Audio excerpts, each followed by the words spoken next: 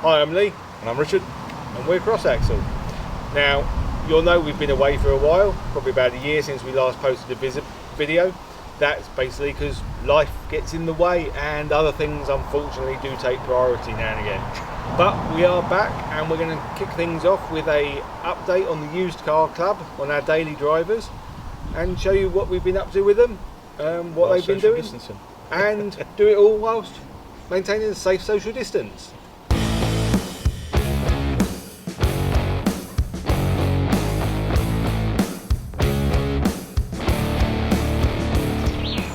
So, what can we tell everyone about the cars? I mean, everyone always wants to know miles per gallon. This hovers anything between 40 and 50, depending what I'm doing. Even around town? Even around town. Around town you'll get low 40s, whether it's loaded or not. On long journeys, when I've been all over the place, it'll hit 50. So, you know, it's a lot. It's good from that point of view. You know, it's so economic-wise in terms of just filling it up each week. I think it's fairly good for the size of the car it is. Especially since it's got a 2.4 litre engine. Exactly. So this is running a 2.1, even though it's badged as 2 litre. Yeah. Yep. And I'm getting pretty much the same. So 40 to 45 around town. Yeah. And they're both autos. 60 odd in a run. So. Yeah, you get more on a longer run out of yours. Yeah. So it's obviously just programmed slightly different. Yeah. And plus the 2 litres, I suppose. Yeah, obviously you've got a bit more to lug around. yeah, that's me. But you know, I've been all over the place with it. It's been to Scotland, Cornwall, Wales, pretty much most corners of the UK in the past 18 months since we last updated. I've even had Richards down to Kent for a drive. So you know, but comfort-wise, 100%. You can drive it a long way, get out. You know, and you don't feel stressed from discomfort. It's nice to drive. You can sit there on the road, motorways, A roads, B roads, doesn't matter. It's comfortable. You know, and I think yours is pretty similar. So yeah, the Maltese taxi is pretty comfortable. Like what you said, it's basically an armchair on wheels, isn't it? Yes. Yours is very much. I've been up to the Lake District, and you've taken it on a long distance.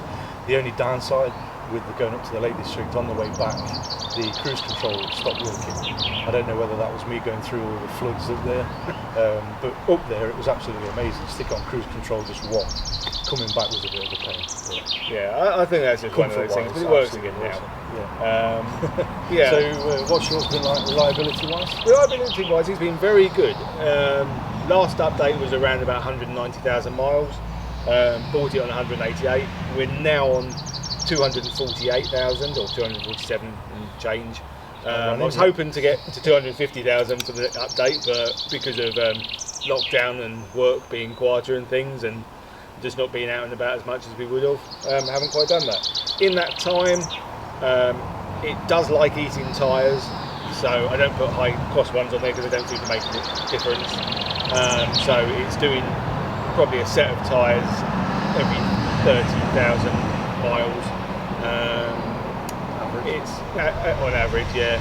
It's had one suspension top mount replaced. It's had a couple of bushes. It's had the biggest job on it was when I blew a hole in the intercooler, or the intercooler failed. So that was about £500 repair, but that included stripping down and rebuilding the EGR valve and a nice local specialist. And but apart from that, it's great. You know, it does leak a little bit of oil, but not enough to be concerning at the moment. And it's due some front brakes, but apart from that, it's doing all right. So this has been pretty much the same. Pretty reliable, to be honest. I've only had 3 failures. So again, when I went to the Lake District, that was something to do with something on the rear arm for the cruise control. Yeah. It has had suspension work, which when we're going round a corner would skip, and I haven't got a clue what that was. But apart from that, set tyres, and it's not really been that bad. Yeah. The only downside is, again, it got stuck in the garage for a month over Christmas because they got locked down for Christmas. Well, not locked down for Christmas. They had Christmas holidays, so I lost my car for a month then. and now with the COVID, it hasn't done many miles. It's not been done many miles. Bit different to yours. This is just under 115,000, and it seems to be running okay. For a 2-litre car, it's pretty strong. Doesn't smoke, doesn't drink oil. Apart from other things we'll talk about, it's been pretty reliable. So really both are reliable. Would I advise someone to buy one of these? I mean, it was £1,500. It had 188,000 miles on it. It's a 53 plates, a 2003 model. Yes, 100%. If it's in budget and you need something with this sort of space and reliability, then definitely. I have no idea what its value currently is. I would guess on the mileage, under £1,000, easily. But it's worked very hard, so I can't fault it. So in terms of scoring value for money, it's definitely 10 out of 10, I would say. So I'm a bit of a mixed bag on this one. Reliability, it's been pretty bomb-proof. Comfort, pretty bomb-proof. Practicality is a bit hit and miss. It's got a big boot on it, but like I bought a mountain bike, I can't get that in it. I've had to take both wheels off, sit it on the back seats. So practicality-wise, you win hands down having an estate car. Again, we're going to get into it, but the biggest negative is other people. That's the only thing about this car. The car cost me £3,000 when I bought it, and now I'm probably lucky to get £500 with the state of some of the bits and pieces. So, I'd say, but that's weird parking issues, isn't it? So, like I say, we'll get into that. This, as far as I'm aware, hasn't been hit by anyone. The roof bars are very useful as well. But it's I haven't used the rear 6 and 7 seat, but then don't need to. But it's got ample space. It does everything, and value for money, 10 out of 10, I think. Well, I've not had a body in the boot, but apart from that, it swallows up my camera bag. But I really, in hindsight, I probably wouldn't go for this car again. I would probably go for something like that for practicality because of the estate and what my changes are in my lifestyle.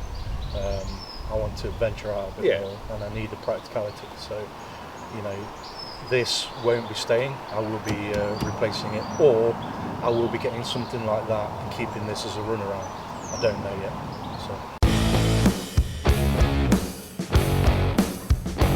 So obviously you saw the car when we first did the intro video with both of them, and some of the features are still here, like nice scratches and things, but there is some more. It seems to be that the Maltese taxi is a magnet for people hitting it. So we've got nice scuffs and scrapes on the wings, as I pointed out on the last one. We have a nice dent here on the side, and the wing's been pushed back in. There is some scrapes on the bonnet. What we have here is, it looks like someone's hit the bumper because it's pushed out and doesn't sit flush. And if you see on the other side, cracked. So someone's obviously smacked it.